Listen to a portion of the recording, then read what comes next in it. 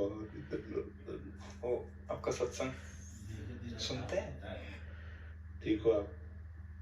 मन प्रसन्न है? ये इस सखी को दे दो। ये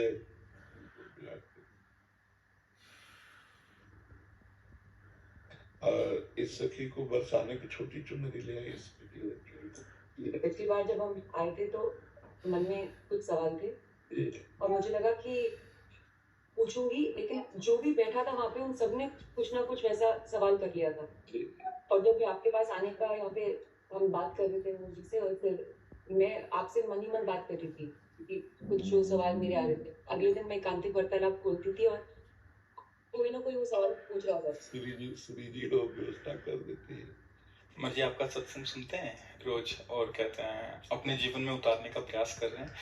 मर्जी एक इसमें था, आप अध्यात्म मार्ग के पथिक हैं और जीवन भर आपने प्रेम मार्ग और ज्ञान मार्ग में चरम सीमा प्राप्त की।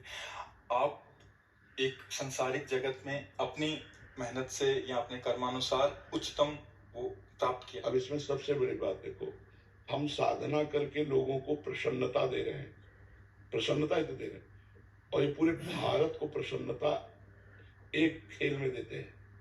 अगर ये विजयी हुए तो हमारे पूरे भारत में पटाखे छुटाए जाते हैं, पूरे भारत में आनंद मनाया जाता है। क्या इनकी साधना नहीं है? ये भी तो इनकी साधना है। यदि उसे भगवत प्रीत्यर्थ कर देते हैं तो इनके साथ पूरा भारत जुड़ा हुआ है। अगर ये विजय को प्राप्त होते हैं तो अब बच्चा बच्चा भारत का आनंदित हो जाता है। तो इनकी साधना है, ये अपने अभ्यास में रहे, और इनका यही भजन है कि अपने अभ्यास को पुष्ट करें।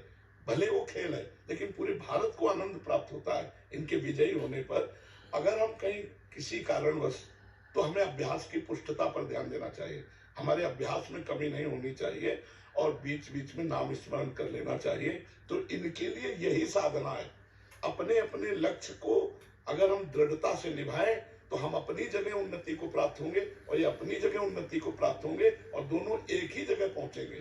क्योंकि ये परमात्मा के इस विश्व में इस भाव से रह रहे हैं, हम इस भाव से रह रहे हैं। तो सेवा वो भी है और सेवा ये भी है।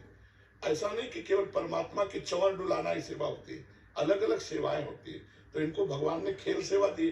अगर इस सेवा में प्रवीणता पूर्वक इस संसार को सुख पहुंचा रहे हैं और नाम जप कर रहे हैं, तो ये भगवान की सेवा ही कर रहे हैं। मान लीजिए इसमें कभी तो एक सफलता मिलती है, कभी असफलता। हाँ, इसमें थोड़ा गंभीर है और असफलता में। हाँ, इसमें सुख दुखे समय कृत्वा लाभा लाभो जया जयो, भगवान ने इसीलिए कहा है। तो हमारा कभी कभी क्या होता है कि जैसे हम 15-20 लोग एक उसमें हैं, अब कईयों के प्रारब्ध उसमें जुड़े होते हैं। आपके अभ्यास की कमी नहीं है, लेकिन प्रारब्ध उसमें जुड़ा हुआ है। अब अगर उसमें अशुभ प्रारब्ध ज्यादा जुड़ गया, क्योंकि विजय उनकी भी होनी है ना, तो आपका अभ्यास फिट होने पर भी आपको हार जनित दुख देखना पड़ेगा। जिसमें प्रारब्ध भी प्रारब्ध, बिल्कुल प्रारब्ध, अभ्यास की कमी ना होने पर भी प्रारब्ध फेल कर देता है। और अभ्यास पूर्ण है और प्रारब्ध पूर्ण है तो विजय की प्राप्ति होती है। हमारे जी कभी कभी देखा जाता है कि ऐसे ही कैच हो गया, कभी छूट गया। हाँ, इसमें प्रारब्ध भी काम करता है और अभ्यास भी। जैसे मानो 15-20 की, अब ये अभ्यास में बहुत प्रवीण है, लेकिन इस बार प्रारब्ध है कि दुख भोगना है, तो आपको उनके संग के प्रभाव से, क्योंकि पूरा खेल एक से तो होगा नहीं, तो आपका किया हुआ अभ्यास भी फेल हो जाएगा।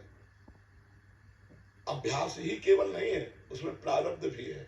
असफलता में हमें कैसे रहना है? हमको उस समय भगवान का चिंतन करते हुए धैर्य रखना पड़ेगा। है बड़ा कठिन, है बड़ा कठिन, क्योंकि असफलता में कोई धैर्य पूर्वक मुस्कुरा के निकल जाए, ये बहुत बड़ी बात होती। अब मतलब असफलता में भी जहां से असफलता प्राप्त हुई है उसको गले लगाकर मुस्कुरा करके और चल देना, भगवान देते हैं वो क्षमता। असफलता ही सदैव नहीं रहेगी, दिन नहीं रात, रात कैसी रह सकती है। हमको धैर्य पूर्वक भगवान का स्मरण करते, पर है बड़ा कठिन, क्योंकि जो सफलता में सम्मान मिलता है तो असफलता में सम्मान तो नहीं मिलता। मुझे बस प्रेम भक्ति दे दो बस। हाँ, ये तो और ऊंची बात है। ये थे कि मैं कहाँ फंस गई। मेरे को तो नहीं, बहुत बहादुर हैं लोग। नहीं, संसार का यह सम्मान प्राप्त होने पर ये भक्ति की तरफ मुड़ पाना बहुत कठिन होता है। हम दोनों बस। हाँ, हमें लगता है कि विशेष प्रभाव आपका इनके ऊपर भक्ति कब पड़ेगा क्योंकि क्या उसके ऊपर कुछ नहीं है, हाँ कुछ नहीं है उसके ऊपर, कुछ नहीं है। मैं कह रहे हैं कि भक्ति के ऊपर कुछ नहीं है। ये बात, हाँ भक्ति के ऊपर तो कुछ नहीं है, बिल्कुल। आज ऐसा यश है, ऐसा धन संपदा है, बट उसमें भी ये इस मार्ग पे चलने का प्रयास कर रहे हैं। मनुष्य देह पहली कृपा और द्वितीय कृपा, हम कह रहे हैं ना कि भारत का कोई भी व्यक्ति ऐसा नहीं जो आनंदित न हो जाता हो जब ये विजय को प्राप्त होते हैं, कहीं भी होते हैं खेल में, तो आनंदित हो जाता। तो सबके आनंद वर्धन करने की सेवा बनी ना, बच्चा बच्चा एक आनंदित हो जाता है। और ये तो लौकिक खेल रहा। खास बात जो इन्होंने कहा कि भगवान की प्रेम लक्षणा भक्ति, अगर इस खेल में हम जीत गए तो सदा सदा के लिए जीत जाएंगे, हम सदा सदा के लिए विजयी हो जाएंगे। इसमें प्रधान बात है नाम जप। जितना अधिक हम उठते बैठते नाम जप का अभ्यास करें तो हम आगे बढ़ जाएंगे। लौकिक और पारलौकिक दोनों उन्नति। कलयुग केवल नाम आधारा, सुमिर सुमिर नर उतरे पारा। अगर नाम को हम पकड़ लें तो सब बात बन जाएगी। बस हम तो यही कहेंगे, भगवान के आश्रित रहो और नाम जप करो। भगवान के आश्रित रहो, आश्रय सबसे बड़ा बल है।